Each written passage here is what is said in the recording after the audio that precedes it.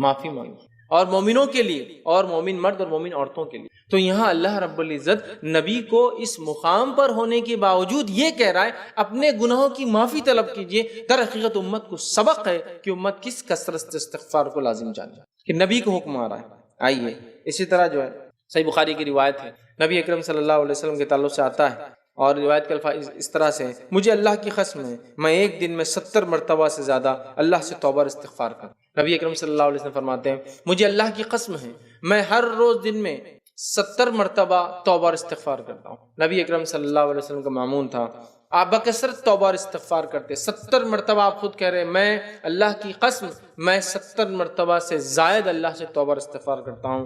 ابو داؤد کی روایت ہے، عبداللہ بن عمر رضی اللہ عنہ اس کے راوی فرماتے اور کہتے ہیں کہ نبی اکرم صلی اللہ علیہ وسلم کی ایک مجلس میں بیٹھے، نبی اکرم صلی اللہ علیہ وسلم کی زبان مبارک سے جو ہے نکلنے والے کلمے کو 100 مرتبہ سے زیادہ سنتے تھے۔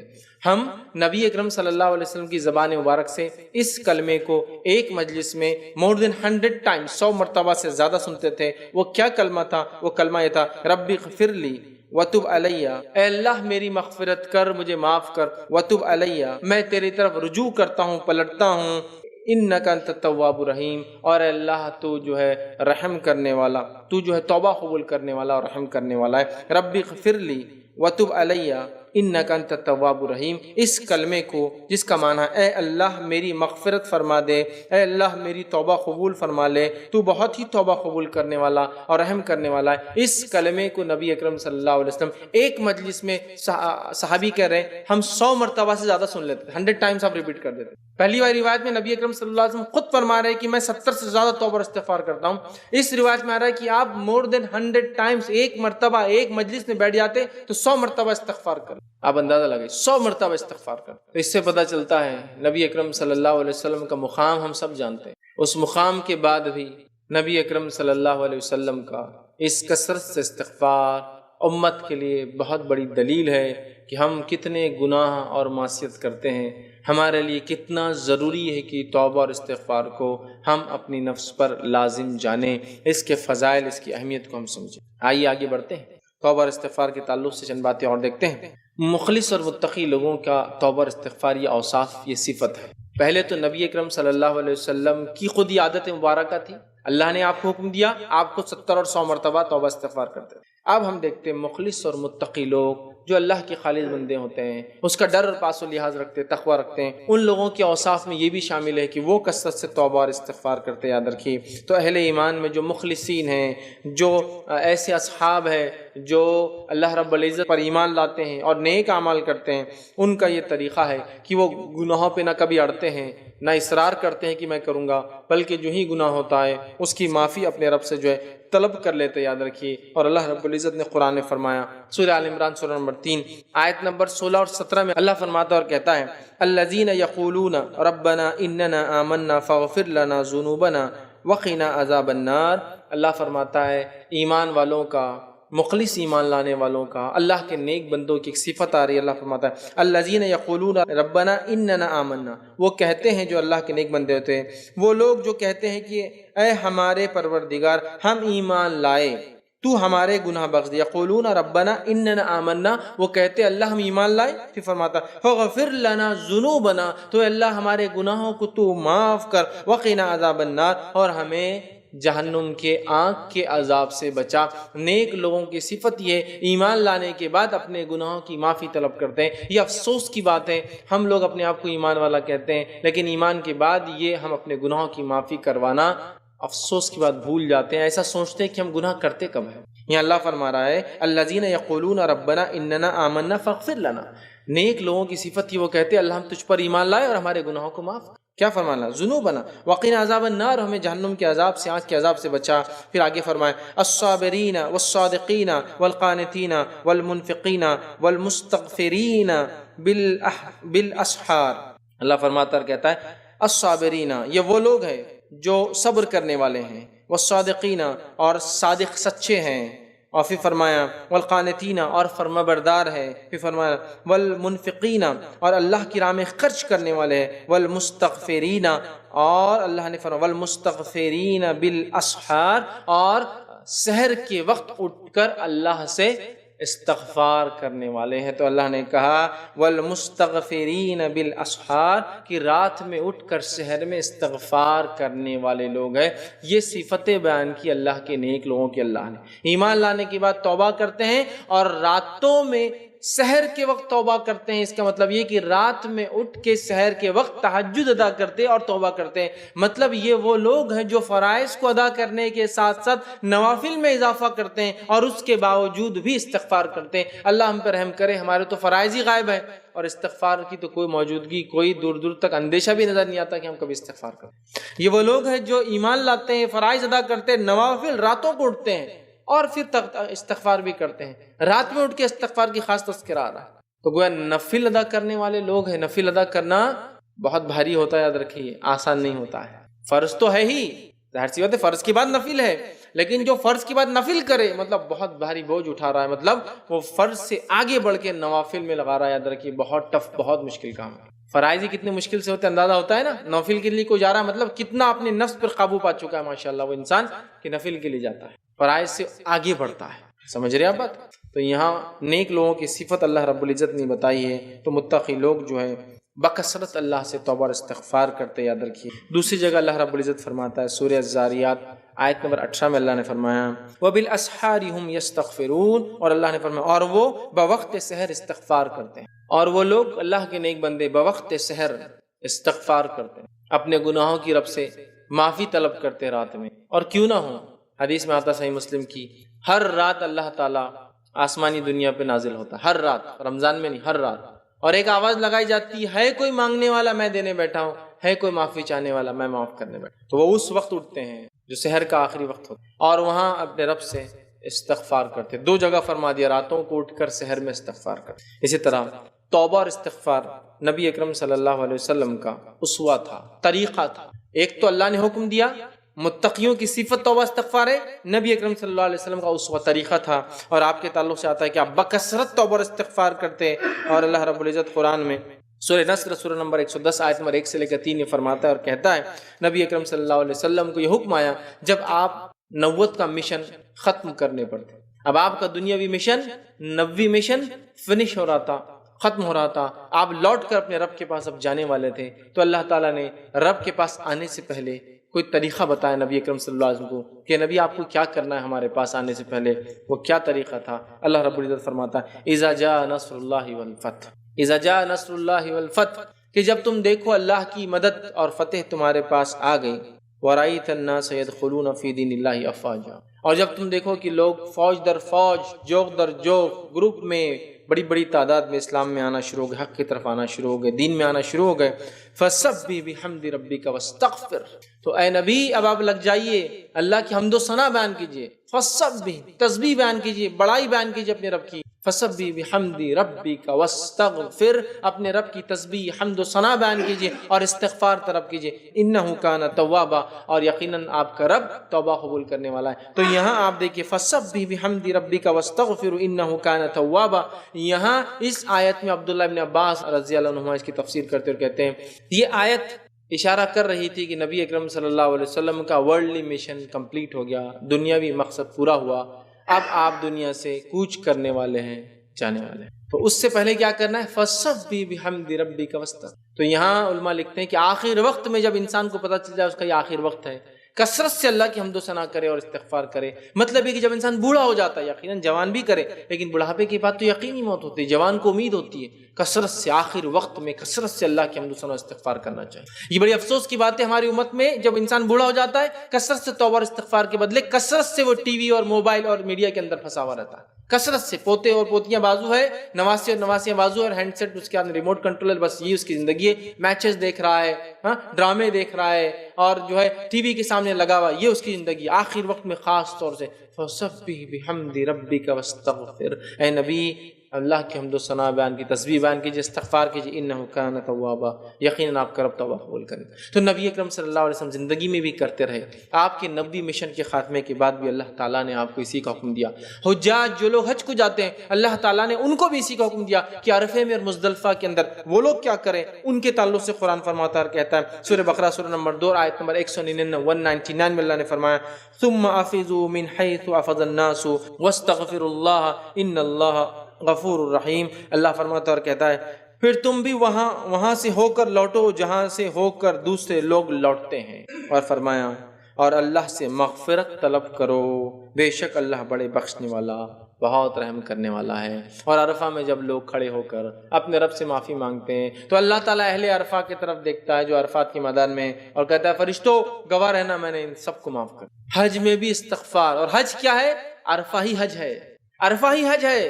اور وہاں کیا حکم دیا گیا؟ توبہ اور استغفار اور دعا کرنے کا۔ گویا حج بھی توبہ اور استغفار اور دعا ہے، اور کچھ گناہوں سے معافی، گناہوں کی معافی بہت ضروری، یاد رکھیے۔ ہم میں سے کوئی شخص چونکہ گناہ سے بچتا نہیں ہے اور گناہ کے ساتھ جنت میں داخلہ نہیں ہو سکتا جب تک کہ ہمارا رب اپنے فضل جود اور کرم اور ہمارے کیے گئے وہ اعمال جو اس کو پسند تھے اس کو قبول نہ کر لے۔ ایک تو فضل ہو اللہ کا اور پھر ہمارے اعمال کو قبول کرے، اس کے بغیر معافی نہیں۔ تو حجاج کو بھی استغفار کا حکم دیا گیا۔ نبی اکرم صلی اللہ علیہ وسلم کا طریقہ بھی استغفار ہے، آپ 70 سے 100 مرتبہ کرتے ہیں۔ اہل تقوی اللہ کے نیک بندوں کا شعار یہی ہے۔ نبی کو اپنے نبوی مشن کے خاتمے پر اس کا حکم دیا گیا۔ اسی طرح اللہ رب العزت نے حاجیوں کو حکم دیا کہ وہ بھی جب جو ہے مزدلفہ اور اسی طرح میدان عرفات میں ہوتے ہیں تو وہ اللہ رب العزت استغفار کرے۔ توبہ اور استغفار کے آئیے چند فضائل بھی آپ کے سامنے رکھتا ہوں، اس کے ثمرات، اس کے فضائل کیا ہے، یہ تو اہمیت تھی اس بات کی۔ اس کے ثمرات، اس کے فضائل میں جو سب سے پہلی چیز آتی ہے وہ یہ ہے، یاد رکھیے استغفار کے تعلق سے، کہ استغفار کرنے سے اللہ رب العزت ہم پر رحم کرتا ہے۔ استغفار کرنے سے، اپنے گناہوں کی معافی مانگنے سے اللہ تعالیٰ مجھ پر اور آپ پر رحم کرتا ہے۔ ہم سب اللہ سے رحم کی بھیک مانگتے، دن رات مانگتے ہیں، اس لیے کہ ہم سب گناہ گار خطا کار ہیں۔ اگر اللہ تعالیٰ ہمیں رحم نہ کرے، ہمیں معاف نہ کرے تو یاد رکھیے ہمارا کوئی مددگار روز قیامت نہیں ہوگا۔ تو یہاں اللہ رب العزت کے رحم چاہنے کے لیے ہمیں چاہیے کہ ہم استغفار کریں۔ اللہ رب العزت سورہ نمل سورہ نمبر 27 اور آیت نمبر جو ہے 46 میں فرماتا ہے، کہتا ہے لولا تستغفرون اللہ لعلکم ترحمون۔ اللہ فرماتا اور کہتا ہے تم اللہ سے استغفار کیوں نہیں کرتے تاکہ تم پر رحم کیا جائے۔ تم اللہ تعالیٰ سے استغفار کیوں نہیں کرتے تاکہ تم پر اس دنیا اور آخرت میں رحم کیا جائے۔ میرے بھائیوں، دنیا اور آخرت کی مصیبت، پریشانیاں، تکلیف، مصائب اور دنیا میں افراد اور ملکوں کی حفاظت کا ذریعہ توبہ اور استغفار ہے۔ اس لیے کہ اللہ مصیبت اس لیے لاتا ہے کہ انسان پر، اس لیے کہ بیما کسبت ایدی الناس، یہ ہمارے ہاتھوں کی کمائی ہوتی، ہم کماتے ہیں ہاتھوں کے اندر۔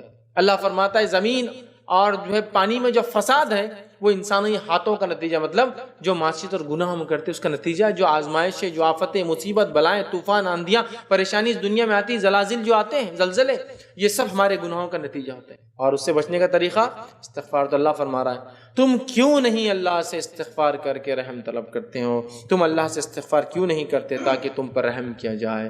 تو اللہ سے رحم چاہتے ہیں ہم، تو استغفار کا پہلا فائدہ، رحم اگر چاہیے اللہ کا تو استغفار کرنا ہوگا، توبہ کرنا ہوگا۔ دوسرا سورہ نور سورہ نمبر 24 آیت نمبر 31 میں اللہ فرماتا ہے اور کہتا ہے وَتُوبُوا إِلَى اللَّهِ جَمِيعًا أَيُّهَا الْمُؤْمِنُونَ لَعَلَّكُمْ تُفْلِحُونَ۔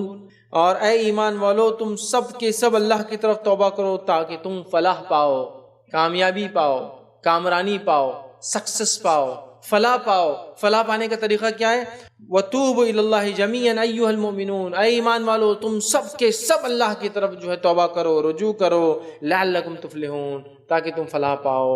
تو اللہ سے رحم چاہیے تو ہمیں استغفار کرنا ہے، اللہ کی طرف سے فلاح اور کامیابی چاہیے تو ہمیں رجوع کرنا ہے، لوٹنا ہے اللہ کی طرف، پلٹنا ہے، گناہوں کے راستے کو چھوڑ کر تقوی کا راستہ اپنانا ہے، تب ہمارے گناہ اللہ تعالیٰ جو معاف کریں گا۔ تو فلاح پانے کا، نجات پانے کا، سکسس پانے کا یہ طریقہ ہے، یاد رکھیے وہ کیا ہے؟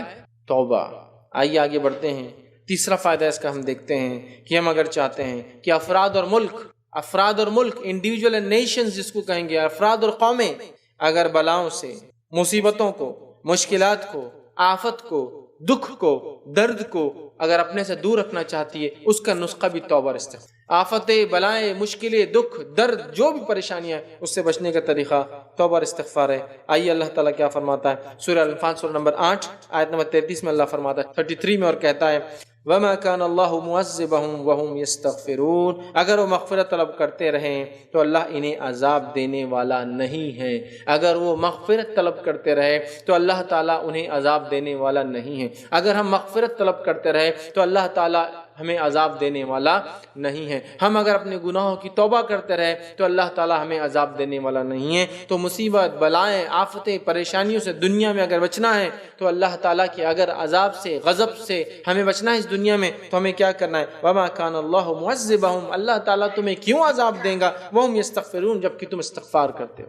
ہر قسم کی پریشانیوں سے، بلاؤں سے، مصیبت سے بچنے کا طریقہ توبہ اور استغفار ہے۔ آئیے آگے بڑھتے ہیں، چوتھا فائدہ اس کا دیکھتے ہیں توبہ اور استغفار کا، وہ یہ ہے کہ نوح علیہ السلام نے اپنی قوم کو جو توبہ اور استغفار کا فائدہ بتایا تھا، وہ فائدہ اللہ رب العزت نے اپنی کتاب میں سورہ نوح کے اندر ہمیں بھی بیان کر دیا۔ اور اللہ فرماتا ہے سورہ نوح آیت نمبر 10، 11 اور 12 میں اللہ فرماتا ہے، کہتا ہے نوح علیہ السلام نے اپنی قوم سے کہا قُلْتُ اسْتَغْفِرُوا رَبَّكُمْ إِنَّهُ كَانَ غَفَّارًا، اے میری قوم اپنے رب سے استغفار کرو، گناہوں کی معافی طلب کرو جو تم شرک کرتے ہو، تم یقیناً جو اپنے رب کو انہ کان غفارا، معاف کرنے والا پاؤں گے۔ یرسل السماء علیکم مدرارا، اگر تم توبہ اور استغفار کرو گے رب تمہیں معاف کرے گا، اور آسمان سے موسلا دھار، آسمان سے نفع بخش، آسمان سے مسلسل چلنے والی نفع بخش بارش تمہارے لیے برسائے۔ یرسل السماء علیکم مدرارا، تمہارے لیے موسلا دھار، کنٹینیوسلی بینیفیشل، فائدے مند، اس لیے کہ کنٹینیوس زیادہ بارش بھی نقصان دے، فائدے مند بارش کو برسائیں گا۔ کیا کرو گے تو قُلْتُ اسْتَغْفِرُوا رَبَّكُمْ إِنَّهُ كَانَ غَفَّارًا، اگر تم اپنے رب سے اپنے گناہوں کی معافی مانگو گے تو اے لوگوں، اے قوم، اللہ آسمان سے بارش برسائیں۔ تو اللہ تعالیٰ سے اگر بارش چاہیے آسمان سے، نفع بخش اچھی بارش، تو کیا کرنا ہوگا؟ استغفار کرنا ہوگا۔ یہ اس کا چوتھا فائدہ ہے۔ پانچواں فائدہ اسی میں جو نوح علیہ السلام اپنے قوم کو بتایا وہ بھی اسی کے اندر ہے۔ پھر فرمایا وَيُمْدِدْكُمْ بِأَمْوَالٍ وَبَنِينَ، اور اللہ تعالیٰ فرماتا ہے وَيُمْدِدْكُمْ بِأَمْوَالٍ وَبَنِينَ وَيَجْعَلْ لَكُمْ جَنَّاتٍ وَيَجْعَلْ لَكُمْ أَنْهَارًا، اور نوح علیہ السلام نے کہا اے میری قوم وَيُمْدِدْكُمْ بِأَمْوَالٍ وَبَنِينَ، اللہ تعالیٰ تمہیں اموال، مال میں بڑھا دیں گا اگر تم توبہ اور استغفار کرو گے، وَالْبَنِينَ، اور تم بیٹے چاہتے ہو نا، تمہیں بیٹوں میں بڑھا دیں گا، تمہیں اولاد میں بڑھا دیں گا۔ استغفار کرو گے تو موسلادھار بارش ہوں گی، استغفار کرو گے تو اللہ تعالیٰ مال میں کثرت دے دیں گا، مال بڑھا دیں گا، تمہاری اولادیں اور لڑکوں میں اضافہ کر دیں گا۔ پھر فرمایا وَيَجْعَلْ لَكُمْ جَنَّاتٍ وَيَجْعَلْ لَكُمْ أَنْهَارًا، اور تمہیں ایسے باغات دے دیں گا جو ہرے بھرے، لہلہاتے، جنت کہتے ہیں ہرا بھرا لہلہاتا ایسا باغ جس کی چھاؤں کبھی ختم نہ ہوتی ہو۔ اللہ فرماتا ہے وَيَجْعَلْ لَكُمْ جَنَّاتٍ، اور تمہیں عطا کر دیں گا ایسے باغ جن کی چھاؤں ختم نہ ہو، جو ہرے بھرے رہیں گے۔ وَيَجْعَلْ لَكُمْ أَنْهَارًا، اور نہریں جاری کر دیں گا، پانی کا ذریعہ جاری کر دیں گا۔ ان تین آیتوں میں اللہ تعالیٰ نے نوح علیہ السلام کے ذریعے 4 فائدے جو ہے قوم کو بتائے، ٹھیک ہے، 4 فائدے بلکہ 5 فائدے قوم کو بتائے۔ پہلا آسمان سے موسلادھار بارش، دوسرا مال میں اضافہ، تیسرا اولاد میں اضافہ، چوتھا باغات ہرے بھرے، اور پانچواں نہریں جاری کر دیں گا، پانی کا سورس نہریں جاری کریں۔ 5 فائدے 3 آیتوں کے اندر۔ تو یہ تھے 4، 5، 6، 7 اور 8 نمبر کے فائدے، فضائل جو استغفار کرنے سے آتے ہیں۔ تو استغفار کے فضائل میں دیکھیے یہ بھی چیز شامل ہے۔ آئیے آگے بڑھتے ہیں۔ 9واں فائدہ استغفار کا وہ کیا ہے؟ وہ یہ ہے اللہ تعالیٰ دنیا کی زندگی اچھی کر دیں گے۔ اللہ تعالیٰ دنیا کی زندگی اچھی کر دیں گا۔ کون ہے جو نہیں چاہتا دنیا کی اچھی زندگی؟ سنیے پھر 9واں فضائل اللہ تعالیٰ فرماتا ہے قرآن کے اندر، سورہ ہود سورہ نمبر 11 آیت نمبر 3 میں اللہ فرماتا ہے وَأَنِ اسْتَغْفِرُوا رَبَّكُمْ ثُمَّ تُوبُوا إِلَيْهِ يُمَتِّعْكُمْ مَتَاعًا حَسَنًا إِلَىٰ أَجَلٍ مُّسَمًّى وَيُؤْتِي كُلَّ ذِي فَضْلٍ فَضْلَهُ وَإِن تَوَلَّوْا فَإِنِّي أَخَافُ عَلَيْكُمْ عَذَابَ يَوْمٍ كَبِيرٍ۔ اللہ فرماتا ہے، کہتا ہے، اور یہ کہ تم اپنے گناہ اپنے پروردگار سے معاف کرواؤ، اپنے گناہوں کو اپنے پروردگار سے تم معاف کرواؤ، استغفار کرو، اور پھر اسی کی طرف متوجہ ہو اور توبہ کرو، گناہوں کو معاف فرماؤ۔ استغفر کا لفظ استعمال کیا، وَأَنِ اسْتَغْفِرُوا رَبَّكُمْ ثُمَّ تُوبُوا إِلَيْهِ، گناہوں سے معافی طلب کرو، رب کی طرف تم اگر لوٹو، پھر وہ اسی طرف متوجہ ہو، تو وہ تم کو وقت مقرر تک اچھا سامان زندگی دے گا۔ تو اللہ تعالیٰ پھر اس زندگی میں، دنیا میں تمہیں ایک وقت مقرر تک اچھا سامان دے گا، اور پھر فرمایا دے گا، اور ہر ہر زیادہ عمل کرنے والے کو زیادہ ثواب دیں گا، اور جو جتنا زیادہ عمل کریں گا اس کو اتنا زیادہ ثواب ملیں گا۔ اور اگر ایسا نہ کیا میری قوم تم نے، تو میں ڈرتا ہوں ایک بڑے عذاب کے دن سے تمہارے بارے میں، مطلب یوم قیامت سے میں ڈرتا ہوں تمہارے۔ تو یہاں ایک اچھی زندگی دنیاوی چاہیے تو توبہ اور استغفار کرنا ہے، تو ایک اچھی زندگی انشاءاللہ عزیز مجھے اور آپ کو ملیں گی۔ یہ 9واں فائدہ تھا۔ آگے بڑھتے ہیں، 10واں فائدہ کیا ہے؟ وہ ایک حدیث کے اندر آتا ہے، یوں تو اس کے اتنے فضائل ہے کہ میں سمجھتا ہوں اگر میں پورے فضائل لوں گا تو وقت بھی نہیں پوریں گے۔ ہم سیدھا لے رہے ہیں، جو 10 ایک فضائل ہم دیکھ رہے ہیں، اتنے فضائل قرآن حدیث میں آتے ہیں۔ آئیے آگے بڑھتے ہیں، اور ایک فضیلت جو آتی ہے، ابو داؤد کی روایت ہے، نبی اکرم صلی اللہ علیہ وسلم دیکھیے کیا فرماتے ہیں، کیا فضیلت ہے توبہ اور استغفار کی، سنیے غور سے۔ اللہ کے رسول صلی اللہ علیہ وسلم فرماتے ہیں، جس نے استغفار کو اپنے اوپر لازم کر لیا، جس نے استغفار کو اپنے اوپر لازم کر لیا کہ مجھے یہ کرنا ہے، جس نے استغفار کو اپنے اوپر لازم کر لیا، اللہ اسے ہر غم سے نجات دے دیتا، اللہ اسے ہر غم سے نجات دے دیتا، اللہ اسے ہر غم سے نجات دے دیتا ہے، ہر تنگی وہ مشکل سے نکال دیتا ہے، ہر تنگی اور مشکل سے نکال دیتا ہے، اور وہاں سے رزق عطا فرماتا ہے جہاں سے اس نے سوچا بھی نہیں ہوگا، وہاں سے رزق عطا فرماتا ہے، روزی دیتا ہے جہاں سے اس نے سوچا بھی نہیں ہوگا۔ ایک حدیث، 3 فضائل، 10واں، 11واں اور 12ویں فضیلت، 3 فضائل کیا کیا استغفار کے۔ اور آپ جہاں جہاں استغفار کا تذکرہ دیکھیں گے نا حدیث میں بالخصوص، تو ایک فائدہ تو حدیث میں ہی نہیں، 2 3 4 5 فائدے ایک ہی حدیث میں ایک ساتھ آتے ہیں۔ دوسرے عمل کا کیسا، ایک حدیث آتی ہے تو ایک ہی فضائل یا فائدہ۔ استغفار کا جامع معاملہ آئے گا نا، تو جیسا دیکھیے نوح علیہ السلام نے اپنی قوم کو کہا 5 فائدے بتائے، استغفار کے 5 فائدے۔ اللہ کے رسول صلی اللہ علیہ وسلم حدیث آپ دیکھیں 3 3 4 4 5 5 فائدے استغفار کے ایک ساتھ، یہ بڑا اہم عمل ہے، یاد رکھیے۔ تو یہاں 3 فضائل بتائے جا رہے ہیں۔ پہلا، جس نے استغفار کو اپنے اوپر لازم جان لیا، اپنے گناہوں کی توبہ کو اپنے اوپر لازم جان لیا، ہر غم سے نجات دیتا ہے۔ کون سا انسان دنیا میں جو آج غم زدہ نہیں، بتائیے، ہر غم سے نجات دیتا ہے۔ قومیں اور افراد سب پریشان ہیں غموں سے، غموں کا نجات کا راستہ، غموں سے نکلنے کا طریقہ، سلوشن، واحد حل استغفار ہے۔ پھر فرمایا ہر تنگی سے اور مشکل سے نکالتا ہے۔ کون سا انسان آج تنگی اور مشکل کی زندگی نہیں گزارا؟ ہر تنگی اور مشکل سے نکلنے کا ذریعہ استغفار ہے۔ اسی طرح وہاں سے روزی کا ایسا سوچا بھی نہ ہوگا، ایسی روزی حاصل کرنے کا ذریعہ جہاں ہم نے سوچا بھی نہیں ہوگا، وہاں سے حاصل کرنے کا ذریعہ استغفار ہے۔ سبحان اللہ، کتنے عظیم فائدے استغفار کے۔ پہلا فائدہ ہم نے دیکھا اللہ سے رحم چاہیے تو استغفار کرنا ہے۔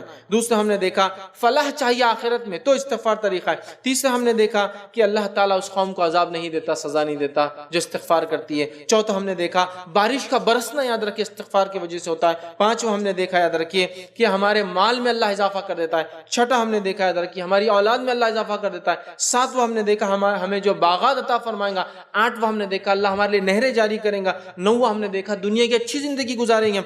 10واں ہم نے دیکھا کہ جو ہے ہر غم سے اللہ نجات دیں گا۔ 11واں ہم نے دیکھا تنگی سے ہمیں دور کر کے جو ہے مشکل سے نکال دیں گا۔ اور 12واں ہم نے دیکھا جو ایسی جگہ سے روزی دیں گا جہاں سے ہم نے سوچا بھی نہیں ہوگا۔ سبحان اللہ، کتنے برکات اور فضائل اور فائدے صرف ایک چیز توبہ اور استغفار کو لازم جاننے کے۔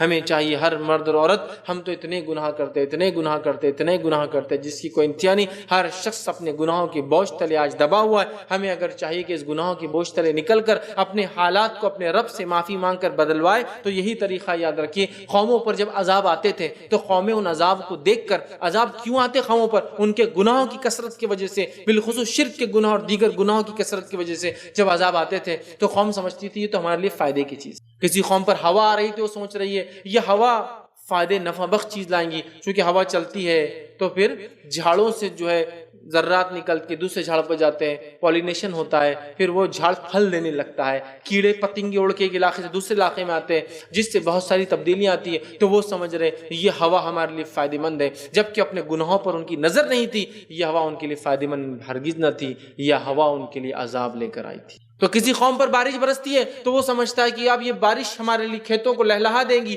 ہمارے ڈیم اور ندیوں کو بھر دیں گی، لیکن وہ اپنے گناہوں پر نظر نہیں ڈال رہے اعمال پر، نتیجتاً وہ بارش ان کے لیے عذاب اور سزا بنتی ہے۔ ایک قوم صرف ایسی گزری ہے قرآن کے اندر ہم مطالعہ کریں، جس قوم نے جب عذاب کو دیکھا بھاگ گئی، اپنے گناہوں پر نظر ڈال لیا اور توبہ کر لی اور بچ گئی، وہ قوم تھی قوم یونس۔ جب انہوں نے بادلوں کو آتے ہوئے دیکھا جو کالے اور گھنے تھے، وہ قوم سمجھ گئی یہ بادل ہمارے لیے کوئی خوشخبریاں نہیں لائے ہیں.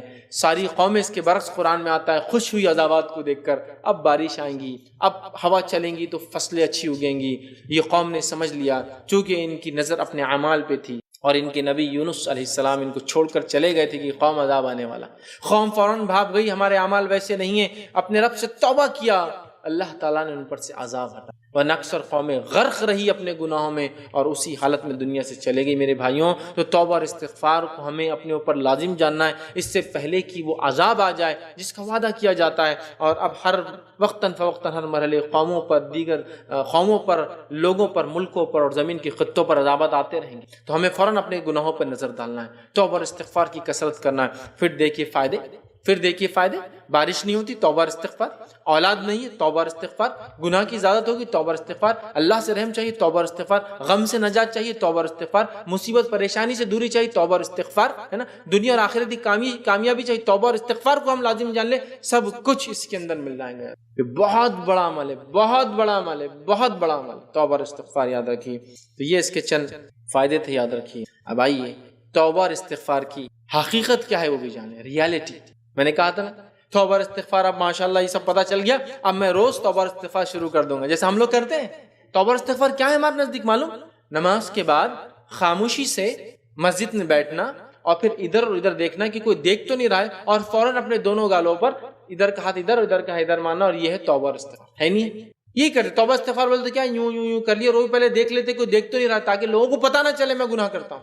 کون سا ایسا انسان جو گناہ سے بچا ہے؟ ابن آدم کی حقیقت تو دیکھیے، ابن آدم کی حقیقت تو دیکھیے. اپنے جسم میں غلاظت لے کر پھرتا ہے.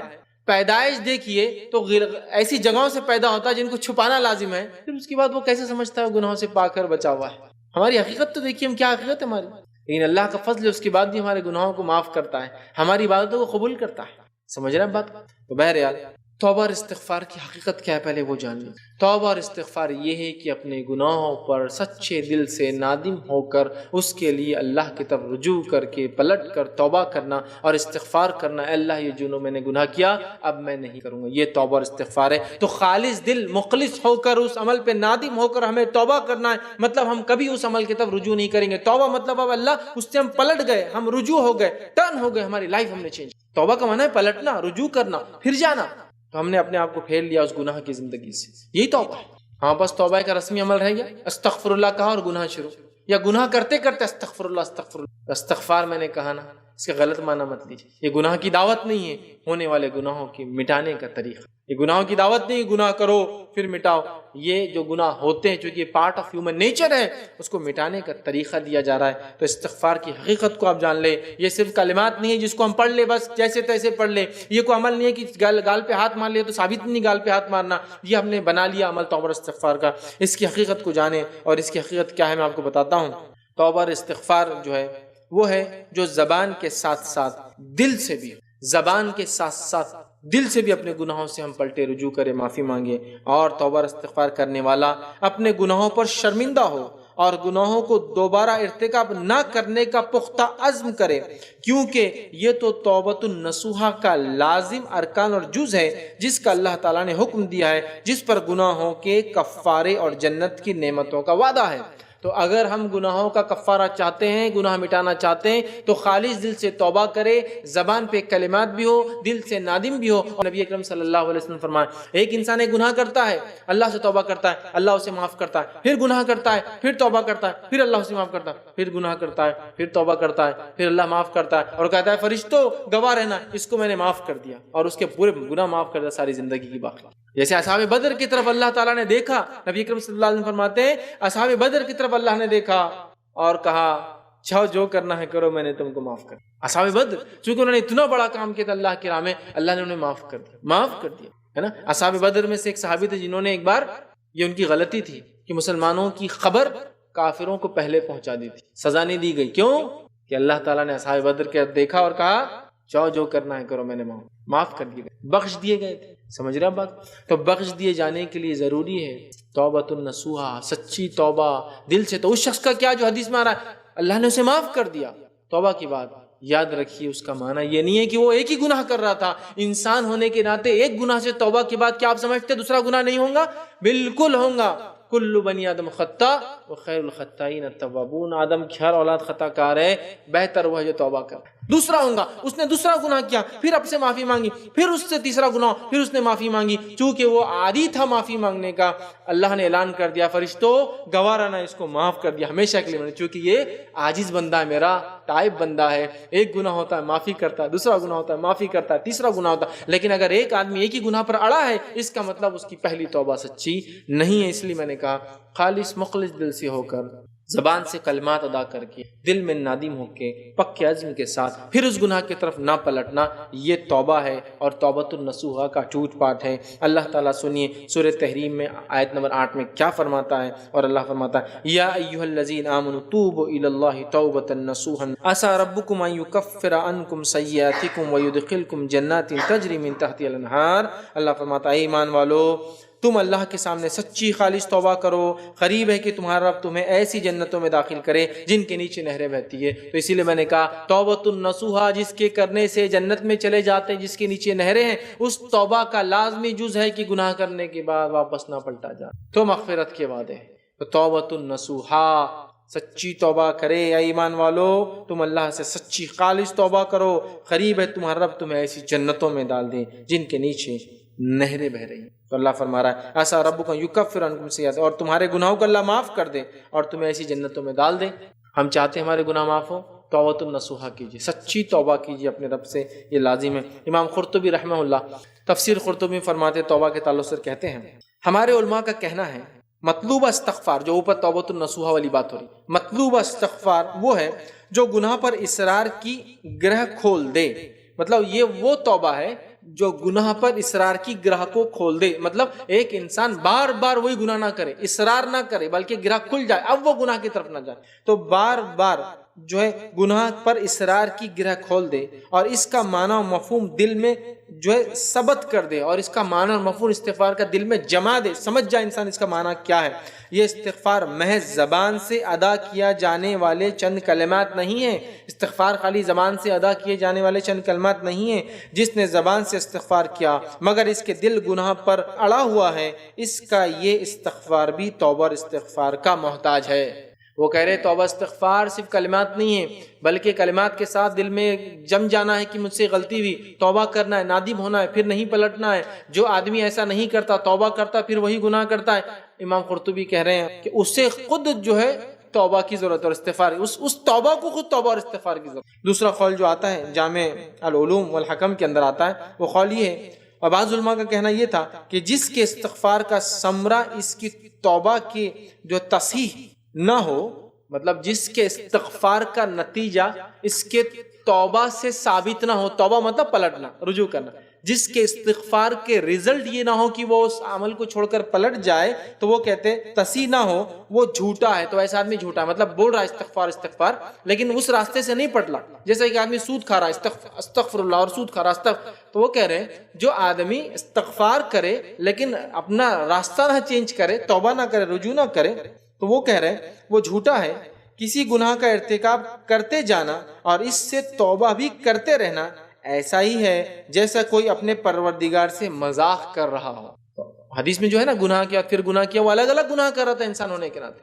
لیکن جو آدمی گناہ کرتا ہے پھر وہی توبہ، پھر گناہ، پھر وہی گناہ، پھر توبہ، پھر وہی گناہ، وہ کہہ رہی ہے اللہ سے مذاق کرتا ہے. ایسا اس نے توبہ کو مذاق بنا دیا. تو توبہ کو سچی دل سے خالص ہو کر اپنے گناہوں پر نادم ہو کر اور کبھی نہ دہرا کے ہمیں کرنا ہے. یہی توبہ کی کنڈیشن ہے. سب سے پہلے دل میں نادم ہوں، اپنے گناہوں سے توبہ کرے، استغفار کرے، رجوع کرے.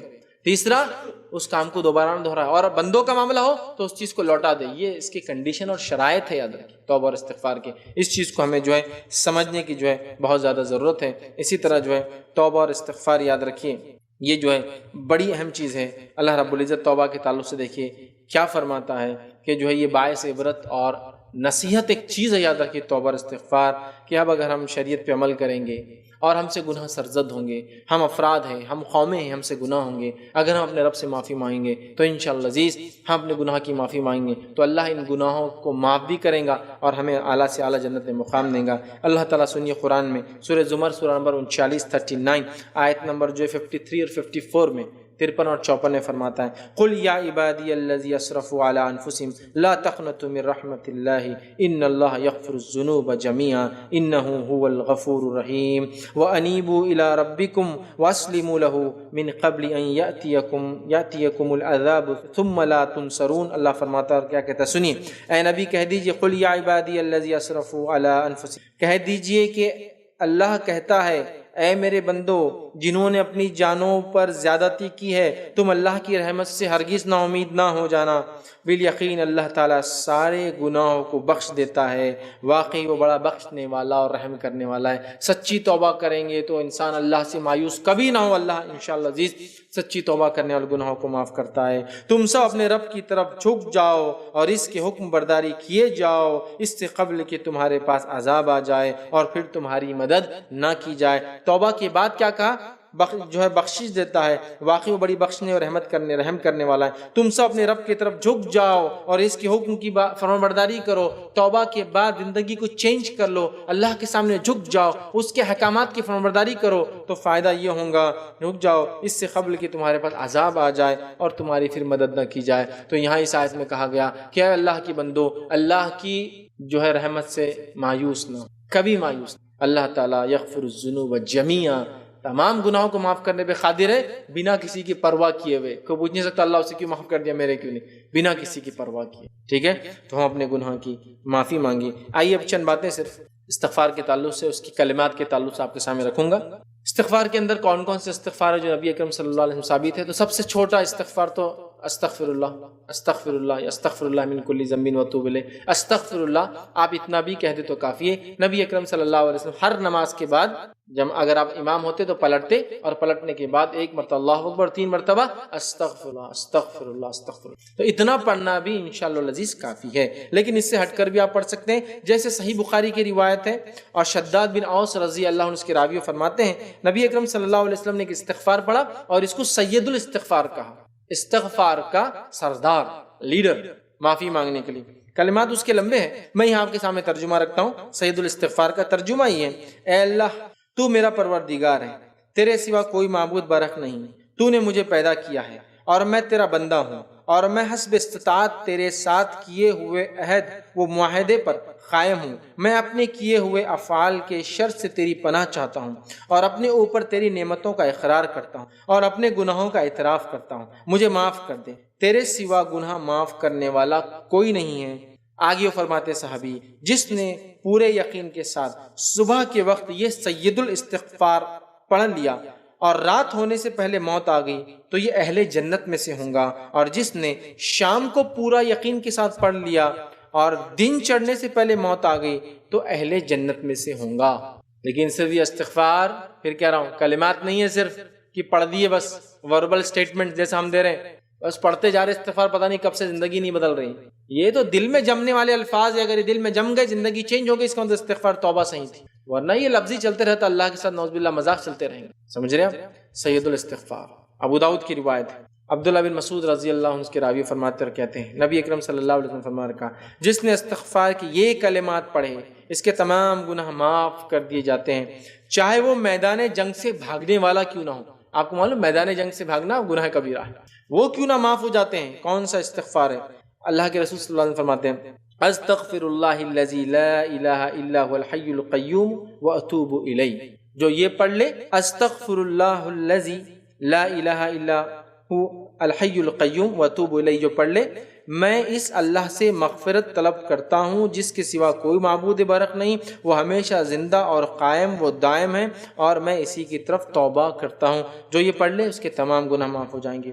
اسی طرح جو ہے بخاری کی روایت میں آتا ہے اور حدیث میں الفاظ اس طرح سے، نبی اکرم صلی اللہ علیہ وسلم اپنے رکوع اور سجود میں اکثر یہ دعا استغفار کرتے تھے، مطلب رکوع اور سجدے میں یہ پڑھتے تھے، یہ استغفار کو رکوع اور سجدے میں آپ پڑھ سکتے ہیں۔ وہ بخاری کی روایت ہے، کون سا ہے؟ سبحانک اللہم و بحمدک اللہم اغفر لی، یہ پڑھتے تھے، ٹھیک ہے، سبحانک اللہم و بحمدک اللہم اغفر لی، اے اللہ تو پاک ہے اپنی تمام تعریفوں کے ساتھ، اے اللہ مجھے معاف کر دے، یہ رکوع اور سجدے میں کرتے۔ اسی طرح نبی اکرم صلی اللہ علیہ وسلم دو سجدوں کے بیچ میں جب بیٹھتے تب بھی یہ دعا کرتے، رب اغفر لی، رب اغفر لی، ربی اللہ میری مغفرت کر، اللہ میری مغفرت کرتا پڑھتے تھے، ٹھیک ہے۔ اسی طرح اور بھی لمبی دعائیں تھا، اللہم اغفر لی وارحمنی وارزقنی وعافینی، یہ دعا بھی آپ کرتے، دونوں ثابت ہو، اللہم اغفر لی، یہ دعا بھی کرتے تھے نماز میں دو سجدوں کے بیچ میں جب آپ بیٹھتے تھے۔ اسی طرح ایک روایت کے اندر آتا ہے، صحیح مسلم کی حدیث ہے، نبی اکرم صلی اللہ علیہ وسلم جو ہے سلام پھیرنے سے قبل یہ استغفار نماز میں پڑھتے تھے۔ سلام پھیرنے سے قبل مطلب التحیات وغیرہ پڑھنے کے بعد سلام پھیرنے سے پہلے یہ استغفار نماز میں پڑھا کرتے تھے، کیا ہے؟ اللہم اغفر لی ما قدمت وما اخرت وما اسررت وما اعلنت وما اسرفت وما انت اعلم به منی انت المقدم وانت المؤخر لا الہ الا انت، اے اللہ میرے پہلے پچھلے پوشیدہ ظاہر تمام گناہ بخش دے، میری زیادتیاں مجھے معاف کر دے، جنہیں تو مجھ سے زیادہ بہتر طریقے سے جانتا ہے، تو ہی مقدم ہے، تو ہی مؤخر ہے، تو ہی اول ہے، تو ہی آخر ہے، تیرے سوا کوئی معبود برحق نہیں۔ یہ استغفار یاد رکھیے نماز کے اندر نبی اکرم صلی اللہ علیہ وسلم کرتے تھے۔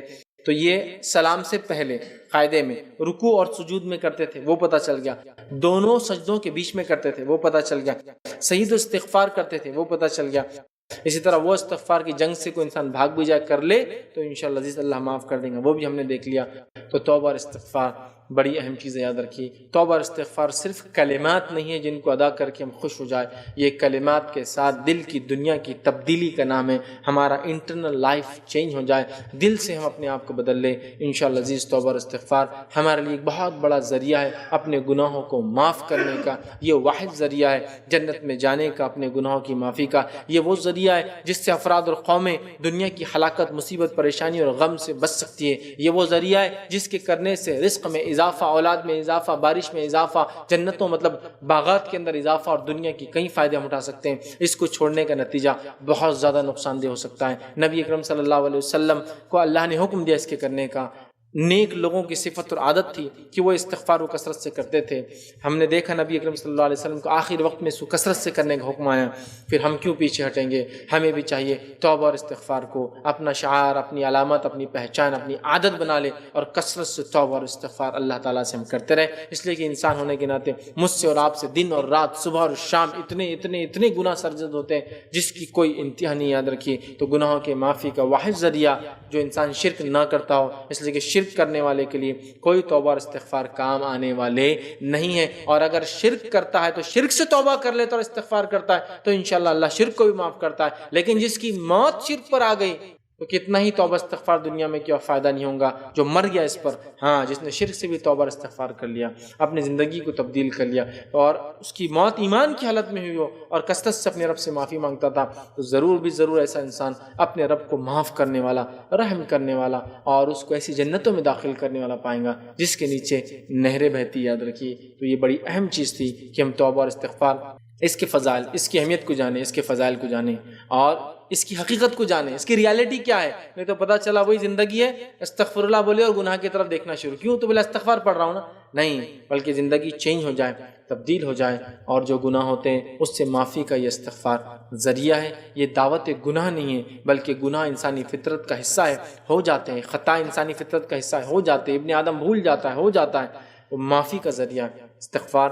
لہٰذا جو گناہ ہم سے ہوتے ہیں کثرت سے ہم کریں۔ نبی اکرم صلی اللہ علیہ وسلم ہمارے لیے نمونہ ہے، آپ گناہ نہیں کرتے تھے پھر بھی 70-100 مرتبہ توبہ استغفار کرتے تھے، ہم بھی اس کو معمول بنا لیں۔ علماء لکھتے ہیں کہ اگر کوئی انسان 100 مرتبہ والی اس روایت کو لے لے اور ہر نماز کے بعد 20 مرتبہ کرے تو 100 مرتبہ دن میں ہو جاتا ہے، چونکہ حدیث میں نبی اکرم صلی اللہ علیہ وسلم ایک ساتھ کرتے تھے، ایک ساتھ نہیں ہو رہا لیکن 100 مرتبہ بھی تو کرتے دن بھر میں، تو ہر نماز کے 20 مرتبہ تو کرے، 3 مرتبہ تو خود رسول اللہ صلی اللہ علیہ وسلم کرتے تھے، اللہ اکبر، استغفر اللہ استغفر اللہ استغفر اللہ، اللہم انت السلام و منک السلام، پھر دعائیں پڑھتے تھے نا۔ تو لہٰذا اس کو ہم اپنا عادت اور معمول بنا لے، تاکہ انشاءاللہ عزیز ہم اپنے گناہوں کی اپنے رب سے معافی کروا لے، اور جب ہم اپنے رب سے ملے تو ہمارا رب ہمیں معاف کر کے جو ہے ہمیں جو جس چیز کا اس نے ہم سے اپنی کتاب میں وعدہ کیا ان جنتوں کے اندر ہمارا جو داخلہ کرے۔ اسی پر میں اپنی بات کو ختم کروں گا۔ اللہ رب العزت سے آخر میں دعا ہے کہ اللہ سبحانہ تعالیٰ ہم تمام کو سچے دل سے توبہ کرنے کی توفیق عطا فرما۔